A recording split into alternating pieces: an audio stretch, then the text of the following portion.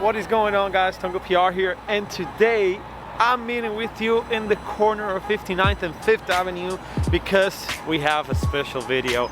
And today we're gonna bring you all the little secret spots and places that you should come in Central Park. So we're gonna go all the way from the southernmost point to the top of the Central Park. We're gonna pass so many spots, so many cool places that maybe not even the locals know about it. So that's something that we're gonna go and look out and check it out. It's gonna be a long trip. It's very cold, but hey, we got all day. The city's amazing. It's fresh. I'm not gonna sweat. It's so good. So why don't we just go and start this adventure already? Let's go. Hey guys, as we make our way up north through Central Park, we'll see roads like this. And we're not in the middle, but we're 1/3 already going up Central Park. And look, that highway just crossing right through the park. And it goes underground and it keeps going until that way. I think that's something so unique, as everything in Central Park, it's completely man-made and planned because they wanted to make this an urban oasis for everybody in the city. So everything you see in this park, it's completely man-made and planned beforehand. And I just think that's so amazing. Imagine like building in the early 1800s a park that 200 years later, it's still considered as the standard for parks in the world. It's so big. It's like a lung for the city, and I understand why all the time it's packed, since all of the craziness from the city can come and overwhelm you. You just need that little contact with nature just to get back to your roots and keep going on your daily life. So let's go to the next spot. So guys, right here with at the entrance of the Betsy Fountain, and I'm gonna show you a little secret that not a lot of people know, is that right here at the entrance you have what you do in the morning. So you wake up, the sun rises, the chickens start doing their and you wake up, you do your stuff, you do all your things, and then the night comes, you go home, you read a little bit of a book, get that learning on, the owls come out, and so does the witches. And I think this is one of the biggest things here, is that you have public restrooms on each side of the stairs. So if you're around in the city, you know that the bathroom is such a problem because not a lot of places, and more with COVID, they don't let you use the bathroom unless you're a customer or something like that. So knowing where the public restrooms are, it's gonna be the best key for you coming to New York.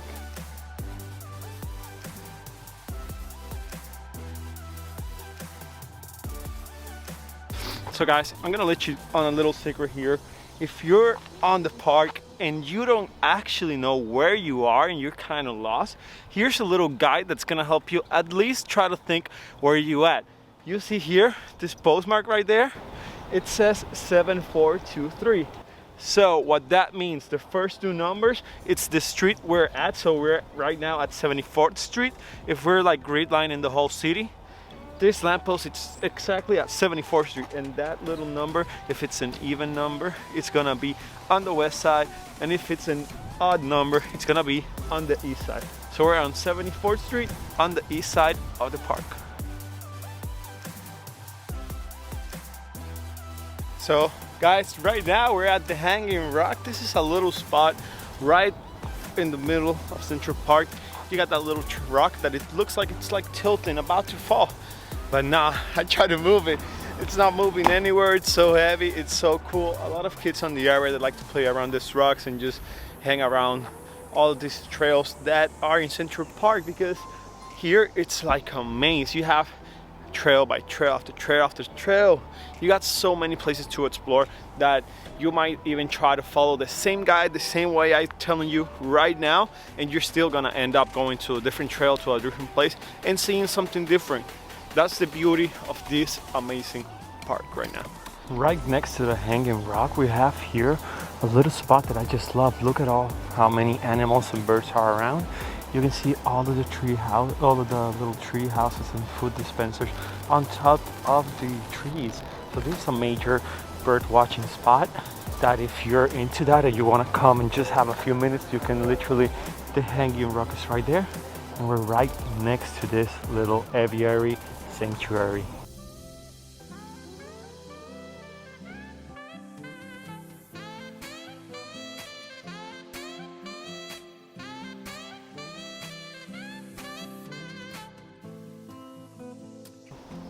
So you see, I have a little secret for you guys. This here at the Ramble, we're on top of a cave right now. This is, I would think, this is the only cave in New York City. So you still have all the boats that used to come in from that little harbor and the little lake all the way down here. Pop, they dock their boats, and I'm gonna show you where they would go. And to just go in there to the little cave, you're just gonna go around for when we were gonna stand.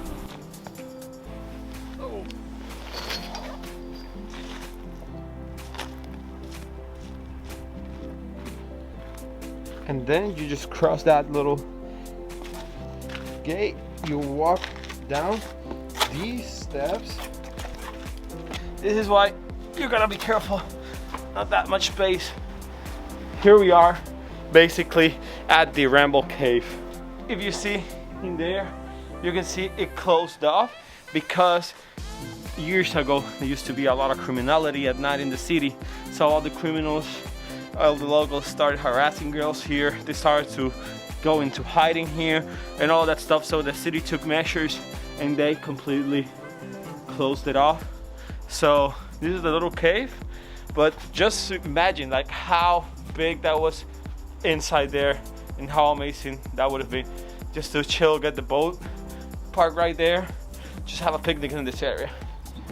Hey guys, so right now we're at the Swedish Cottage, and that's an actual Swedish built cottage. They built it completely, disassembled it, sent it to Philadelphia where it was assembled, disassembled and shipped back to New York City here in Central Park. And actually it's one of the longest running marionette theaters in the United States right there. So right now it's closed, of course, because of COVID, but they do regularly shows there of puppets, different histories. And one thing that is amazing of this Swedish Cottage is that right there we have Shakespeare Garden, where they have some of Shakespeare flowers that he mentions in some of his plays and all that stuff, and they decided to build that monument to him. They planted some of the plants right there with a little plaque of where it's mentioned in the play. So why don't you say we go see that and then keep rolling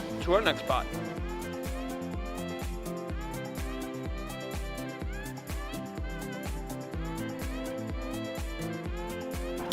Hey guys, so right now we're at Belvedere Castle.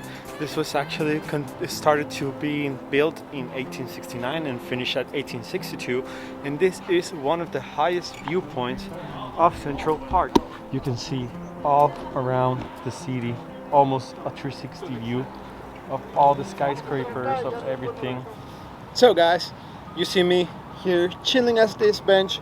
So nice marble, right? And you wouldn't think anything special about it, but I'm gonna go all the way to that corner and I'm gonna whisper you something. Tonga PR has the best YouTube channel you're gonna see, so like, comment and subscribe. Right now we're at the ruins of what was called Seneca Village. This was the first free African American community in New York City, but when they were starting to build the park in the early 1800s, they actually expropriated everyone from the land. They took over everything, they demolished the community and built the park of it.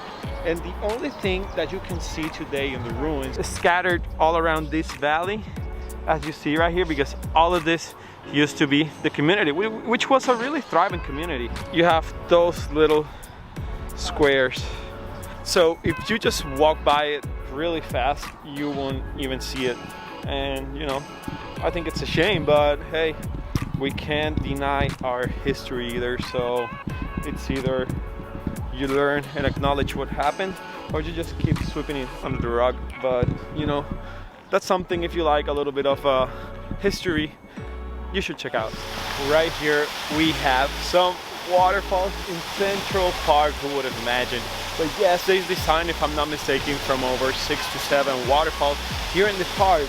And honestly, this is, I think, the second one I've seen, and it's for now my favorite because of the view. Just right behind us we have the pool.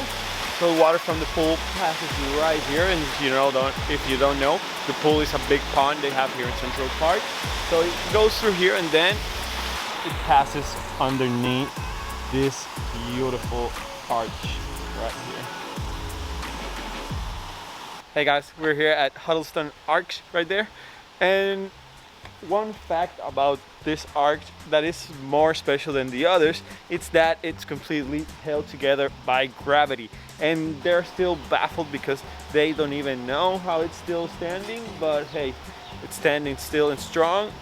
So you gotta check this out. You see the difference between the other ones. The other ones look a little bit more polished, or at least you know that they're more man-made. You know, it has this kind of aesthetic that it was made, but this one looks so rustic and made together that I love it. For me, favorite arch in the park.